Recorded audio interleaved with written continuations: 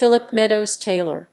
Colonel Philip Meadows Taylor, 25 September 1808 in Liverpool, England, 13 May 1876 in Menton.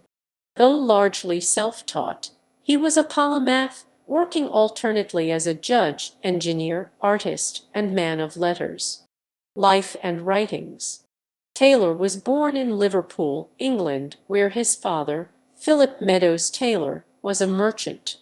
His mother was Jane Honoria Alicia, daughter of Bertram Mitford of Mitford Castle, Northumberland.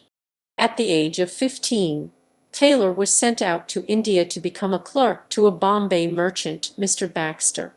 However, Baxter was in financial difficulties, and in 1824 Taylor gladly accepted a commission in the service of the Nizam of Hyderabad, with which he remained dutifully attached throughout his long career.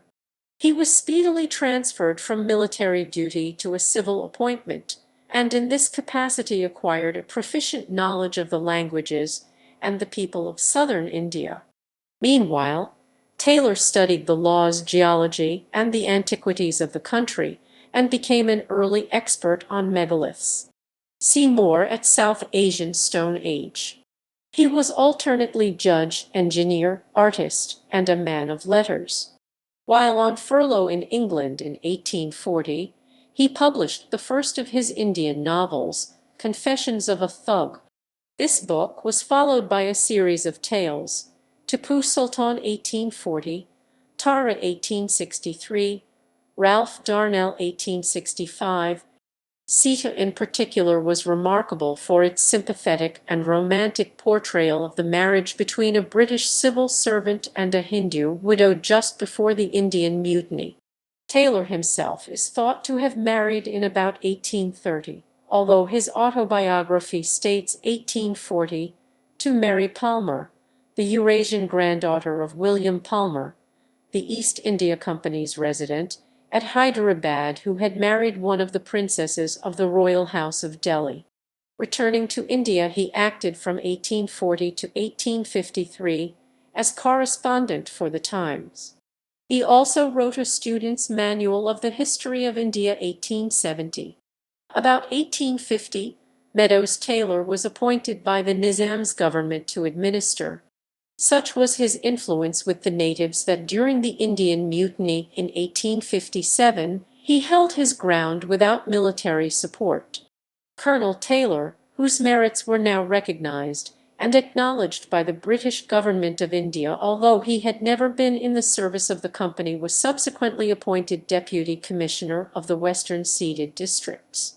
He succeeded in establishing a new assessment of revenues that was both more equitable to the cultivators and more productive to the government.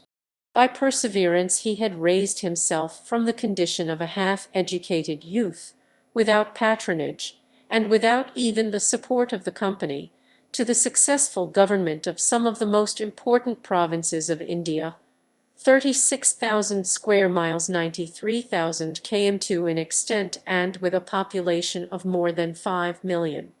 He received an Order of the Star of India on his retirement from service in 1860 and given a pension.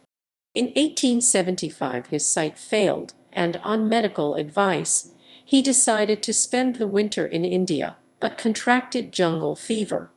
He died at Menton, France, on his way home, on 13 May 1876.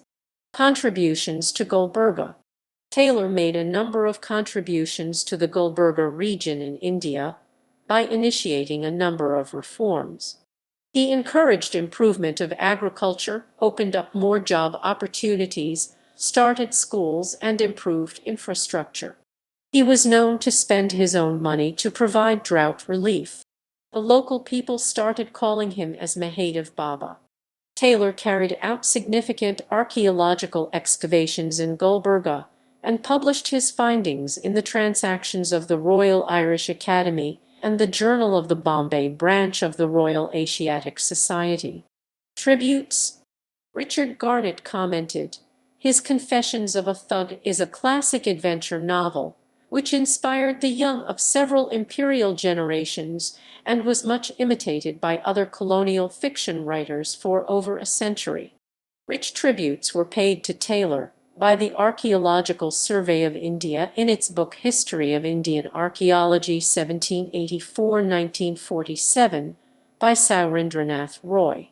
The archaeological work done by Taylor is acknowledged as being highly significant.